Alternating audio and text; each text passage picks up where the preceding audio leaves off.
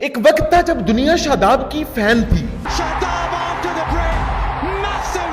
शादाब की घूमती हुई गेंदें बैटर्स को मैजिकल तरीके से डिसीव कर दिया करती थी।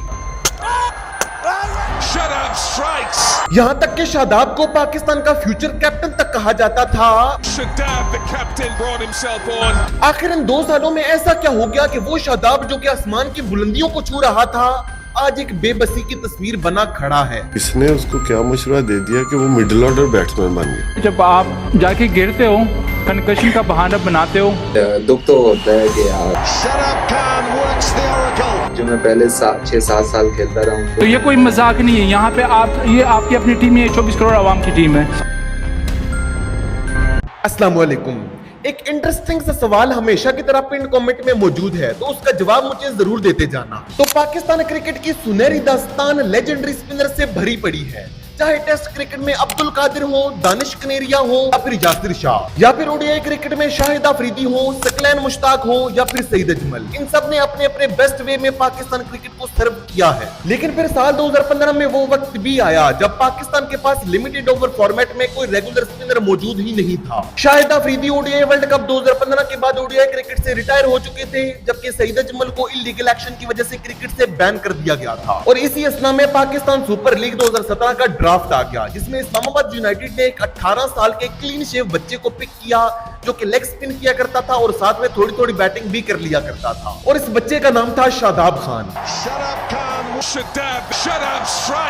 शादाब ने पाकिस्तान सुपर लीग 2017 में 8 मैचेस में सिर्फ 9 विकेटें हासिल की, जो कि कोई इतनी बड़ी परफॉर्मेंस नहीं थी। लेकिन शादाब की सबसे खास चीज ये थी कि शादाब की इकोनॉमी पीएसएल 2017 में सिर्फ 6.6 की थी। पीएसएल 2017 के फौरन बाद पाकिस्तान ने टूर करना था वेस्ट इंडीज का, जिसके लिए शादाब को पाकिस्तानी टीम का पार्ट बना लिया गया। शादाब ने वेस्ट इंडीज के खिलाफ T20 सीरीज में अपना डेब्यू किया और अपने डेब्यू मैच पर ही 3 विकेटें हासिल करके हर किसी को अपनी परफॉर्मेंस से हैरानो परेशान कर दिया।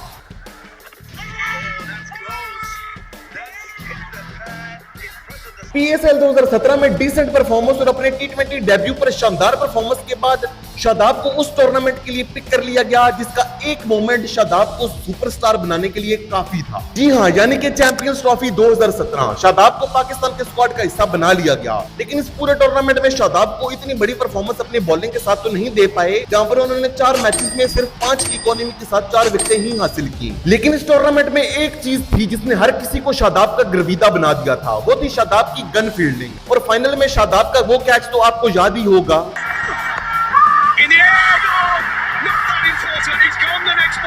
इस बेहतरीन कैच के बाद पाकिस्तान वो चैंपियंस ट्रॉफी 2017 का फाइनल तो जीत गया, लेकिन शादाब की जिंदगी इस कैच के बाद हमेशा हमेशा के लिए बदल गई। चैंपियंस ट्रॉफी 2017 की इस जीत के बाद अब शादाब खान पाकिस्तानी टीम का एक परमानेंट पार्ट बन चुके थे। जिसके बाद ओडीआई वर्ल्ड कप 2019 में शादाब ने इंग्लैंड की ओवरकास्ट कंडीशंस में 6 मैचेस में सिर्फ 5.5 की इकोनॉमी के साथ 9 विकेटें हासिल करके हर किसी को हैरान कर दिया।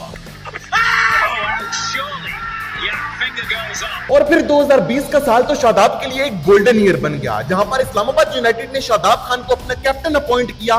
वहीं पर पाकिस्तानी टीम ने भी शादाब खान को अपना वाइस कैप्टन अपॉइंट कर दिया। और उसके बाद T20 वर्ल्ड कप 2021 में 6 की इकोनॉमी के साथ 9 विकेटों और उस वर्ल्ड कप के सेमीफाइनल में 26 रन देकर 4 विकेटों ने तो शादाब को पाकिस्तान क्रिकेट का हीरो बना दिया।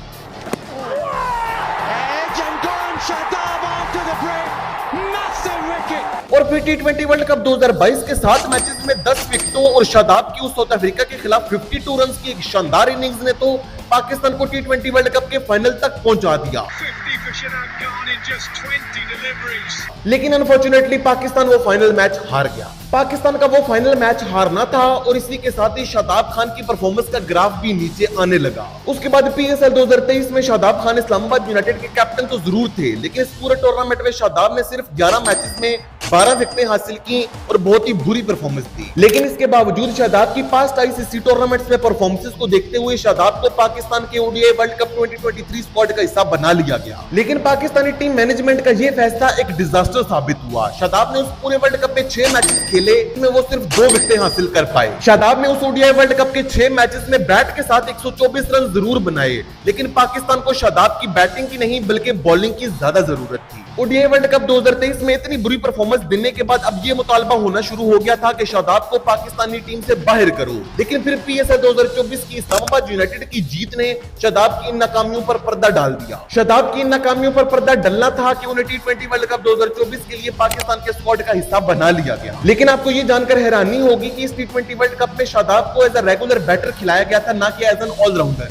जहां पर पूरे T20 वर्ल्ड कप 2024 में शादाब ने एक ओवर भी नहीं डाला और बैटिंग के साथ भी कोई इतनी बड़ी परफॉर्मेंस नहीं दी। शादाब की इस परफॉर्मेंस के साथ साथ पाकिस्तान ने भी उस T20 वर्ल्ड कप 2024 में बहुत बुरा परफॉर्म किया, जिसके बाद शादाब को पाकिस्तानी टीम से निकाल दिया गया और फिर चैंपियंस ट्रॉफी 2025 आखिरी 7 सालों में वो पहला ICC टूर्नामेंट बना जो कि पाकिस्तान ने शादाब खान के बगैर खेला। टीम से ड्रॉप होने के बाद शादाब खान डोमेस्टिक क्रिकेट खेलते रहे, लेकिन डोमेस्टिक क्रिकेट में कोई इतनी बड़ी परफॉर्मेंस नहीं आई। लेकिन इसके बावजूद भी साल 2025 में शादाब खान को सीधा पाकिस्तानी T20 टीम का वाइस कैप्टन बनाकर पाकिस्तान के स्क्वाड में वापस लाया गया न्यूजीलैंड के अगेंस्ट। अवाम समेत क्रिकेट एनालिस्ट ने भी शादाब की पाकिस्तानी टीम में इस वापसी को बुरे तरीके से तनकीद का निशाना बनाया और बनाना भी चाहिए था, क्योंकि शादाब ने ना तो डोमेस्टिक क्रिकेट में और ना ही लीग लेवल पर कोई इतनी बड़ी परफॉर्मेंस दी थी कि शादाब को सीधा पाकिस्तानी टीम में वापस लाया जाता।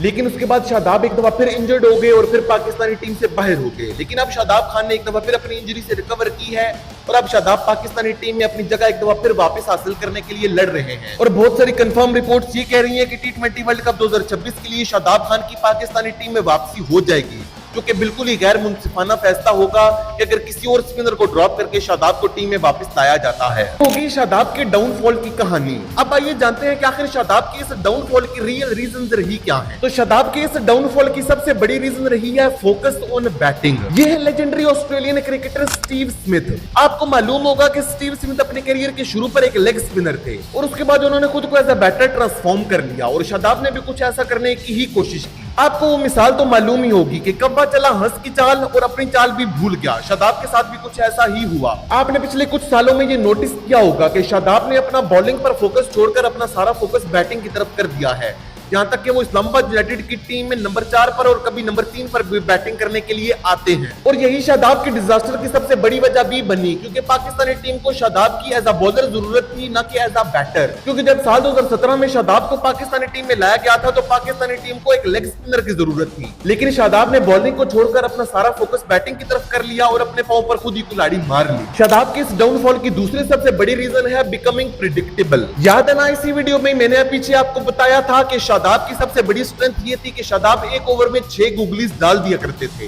लेकिन फिर यही सबसे बड़ी शादाब की कमजोरी बन गई। मोस्टली लेग स्पिनर्स ये करते हैं कि वो अपने हुक्म के चाहे वो गुगली हो या फिर टॉप स्पिन हो या फिर वो फ्लिपर हो, वो उसे सेव करके रखते हैं और ओवर में सिर्फ एक दफा इस्तेमाल करते हैं।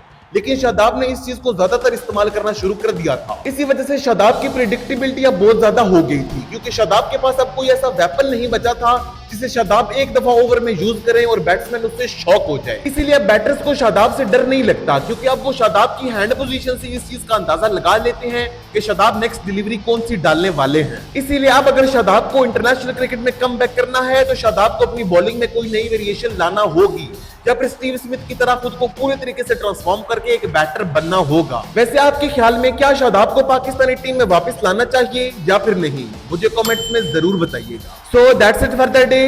Until next time, stay safe, stay healthy and keep watching. Allah Hafiz.